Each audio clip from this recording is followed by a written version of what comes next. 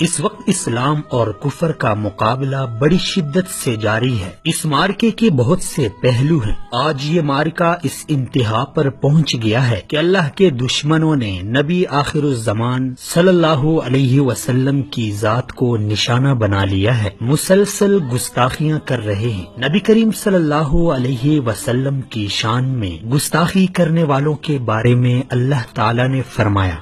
ان الذين يؤذون الله ورسوله لعنهم الله في الدنيا والآخرة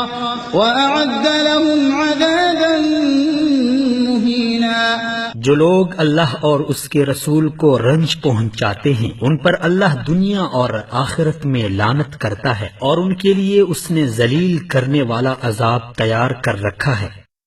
اس سے ثابت ہوتا ہے کہ گستاخی کے مرتکب افراد کو اللہ تعالیٰ اس دنیا اور آخرت دونوں میں عذاب سے دوچار کر دیتا ہے۔ یہی وجہ ہے کہ جب کسی نے بھی پیارے نبی صلی اللہ علیہ وسلم کی شان میں گستاخی کی ہے، زمین اس کے لیے تنگ کر دی گئی ہے۔ حال ہی میں ہالینڈ میں اسلام مخالف ملعون گیرٹ وولڈرز نے گستاخانہ مقابلوں کے انعقاد کا فیصلہ کیا ہے، جس کے بعد ملعون کے لیے زندگی گزارنا مشکل ہو چکا ہے۔ حالیہ رپورٹ کے مطابق مخالف ڈچ سیاستدان اور رکن پارلیمنٹ گیرٹ وولڈرز کی حفاظتی حراست کو 10 دن مکمل ہو گئے ہیں، جبکہ ہالینڈ کی حکومت نے گستاخانہ خاکوں کے مقابلے کے اعلان پر اس کی سیکیورٹی مزید بڑھا دی ہے۔ اس سلسلے میں ہالینڈ کی حکومت نے دعویٰ کیا ہے کہ گیرٹ وولڈرز کی حفاظتی تنہائی کو ختم کرنے کا کوئی ارادہ نہیں ہے اور متنازع رکن پارلیمنٹ بدستور حکومتی سیف ہاؤس میں قید رہے گا۔ برطانوی میڈیا کے مطابق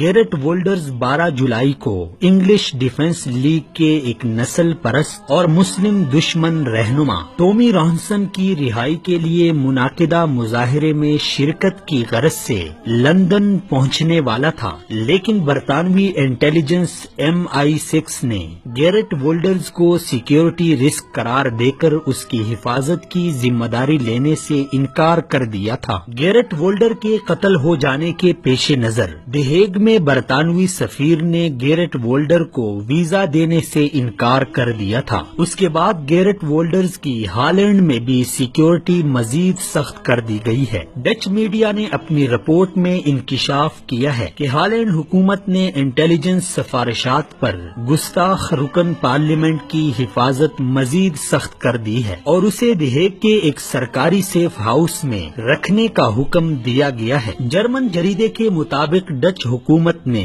10 دن حفاظتی حراست اور پولیس پروٹیکشن پر کروڑوں یوروز خرچ کیے ہیں۔ امریکی جریدے واشنگٹن پوسٹ نے انکشاف کیا ہے کہ گیرٹ وولڈرز کو اس کی بیوی کے ساتھ ملاقات کرنے سے بھی روک دیا گیا ہے اور اس کی بیوی کو ہدایات دی گئی ہیں کہ وہ سیکیورٹی خدشات کو مد نظر رکھتے ہوئے سیکیورٹی حکام کے ساتھ تعاون کریں۔ ایمرجنسی کام کی صورت میں ہفتے میں شوہر کے ساتھ محض 1 گھنٹہ ملاقات کر سکتی ہے، لیکن اس کے لیے بھی 1 دن پہلے درخواست دینا ہوگی اور ملاقات کے لیے سیف ہاؤس سے متصل اسکریننگ روم میں تنہا آنا ہوگا۔ اس ضمن میں ہالینڈ حکومت نے گیرٹ وولڈرز کو متنبہ کیا ہے کہ وہ گستاخانہ خاکوں کے مقابلے کے انعقاد پر نظر ثانی کریں، جبکہ ڈچ حکومت نے گستاخ کا یہ مطالبہ بھی رد کیا ہے کہ گستاخانہ خاکوں کو پارلیمنٹ پر اویزاں کیا جائے۔ ڈچ میڈیا کے مطابق گیرٹ وولڈرز کو پولیس حکام کی جانب سے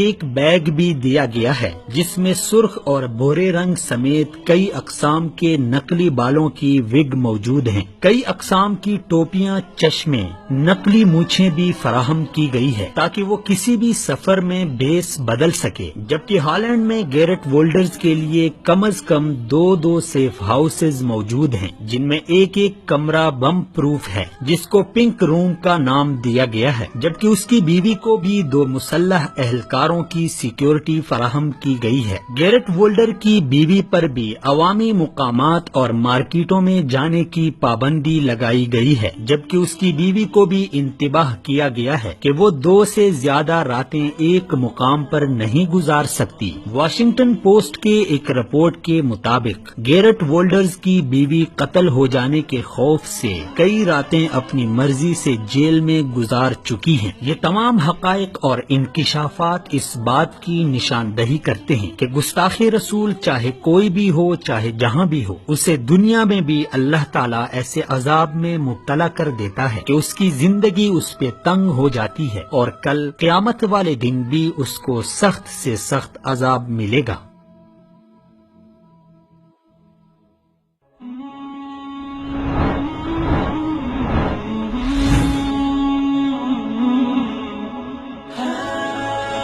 دنیائے اردو کا درخشاں ستارہ وصال اردو۔